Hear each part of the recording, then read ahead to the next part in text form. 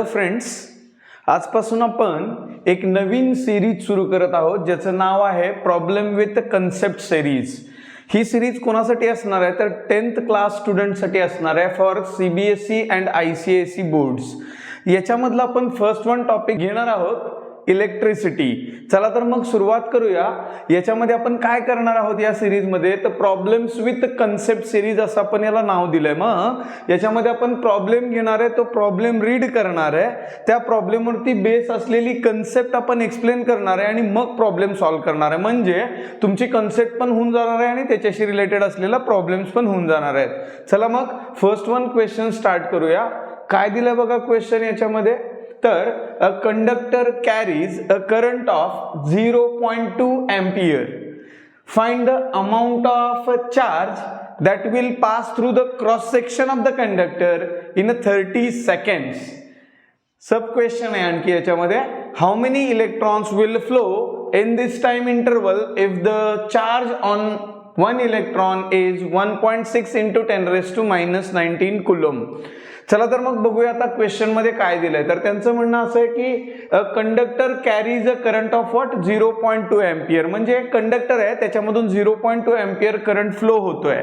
आपल्याला काय find out करायचं आहे तर we have to find out the amount of a charge that will pass through the cross section of the conductor, that will pass through the cross section of the conductor in how much time 30 seconds. मग हा problem कसा solve केला जाऊ शकतो तर हा problem solve केला जाऊ शकतो करंटच्या डेफिनेशन वरून। मग मी आधी आता करंटचे डेफिनेशन मांडतो। What is the basically current?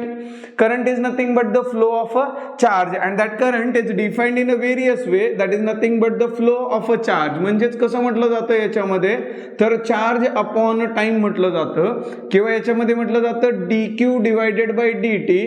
याचं मिनिंग असं rate of change of a charge with respect to काय रे तर टाइम। मग आत्ताच्या या प्रॉब्लेम साठी हा फॉर्म्युला मी वापरणार आहे। बघा याच्यामध्ये आय करंट हा दिलेला आहे, टाइम 30 सेकंड्स दिलेला आहे आणि आपल्याला काय फाइंड आउट करायचं आहे तर amount of a charge that will pass through it's cross section. बरोबर, मग आता क्रॉस सेक्शनचा अर्थ काही लोकांना क्लिअर होत नाही। तर बघा हा जर करंट कॅरिंग कंडक्टर असेल तर याच्यामध्ये याला बोललं जातं क्रॉस सेक्शन एरिया आणि याच्यामधून इकडं असा करंट फ्लो होत असतो। येस, तर मग सुरुवात करूया सोल्युशनला। मी असं मांडेल इथे सोल्युशन। येस, याच्यामध्ये फर्स्ट वन पार्ट आपण मांडणार आहे दिलेला वाला data. First one part is the given. Yes, दिलेला डेटा काय आहे आपल्याकडे तर एक कंडक्टर आहे आणि त्या कंडक्टर मधून काय पास होतोय तर करंट पास होतोय। फर्स्ट वन पार्ट करंट दिलेला आहे, तुम्ही मांडून घेईल I is equals to 0.2 ampere. Yes, B part आपल्याला काय दिलंय याच्यामध्ये तर time T is given to us, time T is nothing but what about that रे तर 30 सेकंड्स। थर्ड वन पार्ट दिलाय आणखी त्यांनी काय दिलंय रे तर charge on one electron E is equals to किती आहे तो तर 1.6 into 10 raise to minus 19 coulomb. Yes, आता सध्या आपण फक्त वरच्यावाल्या क्वेश्चन बद्दल बोललोय। येस, चला तर मग आपल्याला इथं मी सेकंड पार्ट मांडतो, what we have to find out. Yes, second step मध्ये मी मांडेल टू फाइंड। काय फाइंड आउट करायचं आहे तर याच्यामध्ये आपल्याला दोन गोष्टी फाइंड आउट करायच्या आहेत। ए पार्ट फाइंड आउट करायचा आहे, काय रे तर charge that will pass through the cross section.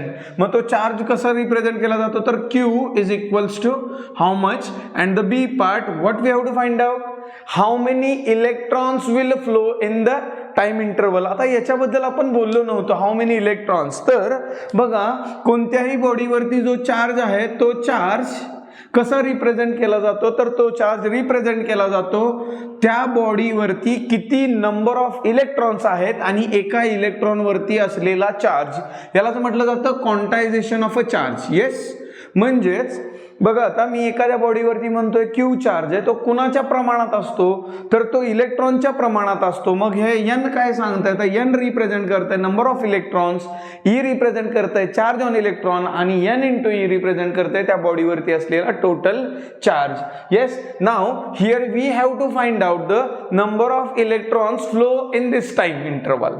बरोबर, त्या टाइम इंटरवल मध्ये किती नंबर ऑफ इलेक्ट्रॉन्स पास झाले which depends on the charge. म्हणजे मला आता इथे number of electrons find out करायचे आहेत। येस, ठीक आहे।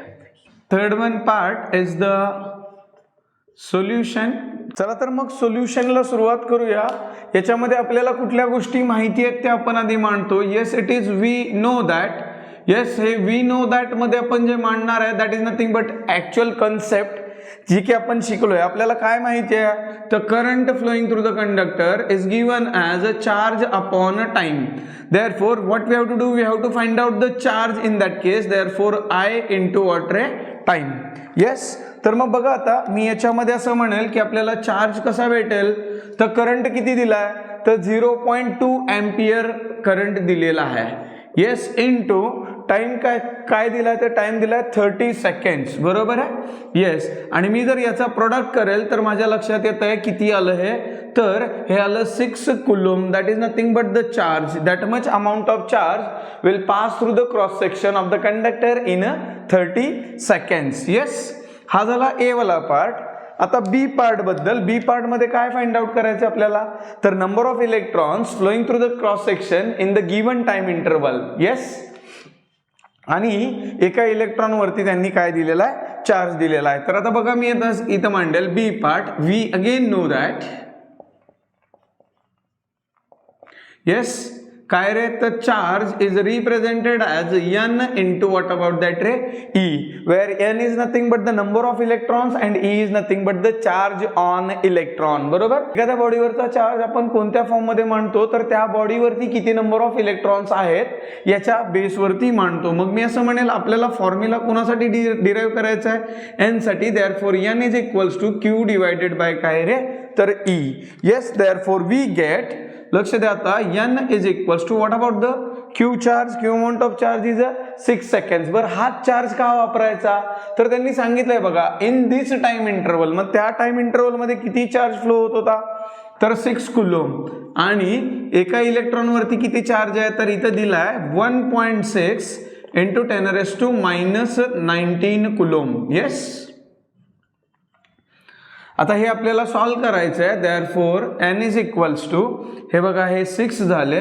हे इथे मी असं म्हणेल 1.6. लक्ष असू द्या हे 10⁻⁻19 डिनॉमिनेटरला आहे. न्यूमरेटरला गेलं की ते 10⁻⁻ काय होणार आहे तर 19 होणार आहे. येस आता आपल्याला काय करायचं आहे तर बघा याची आपल्याला डिव्हिजन करायची. आता याची डिव्हिजन करण्यासाठी नेहमी लक्षात ठेवायचं आहे.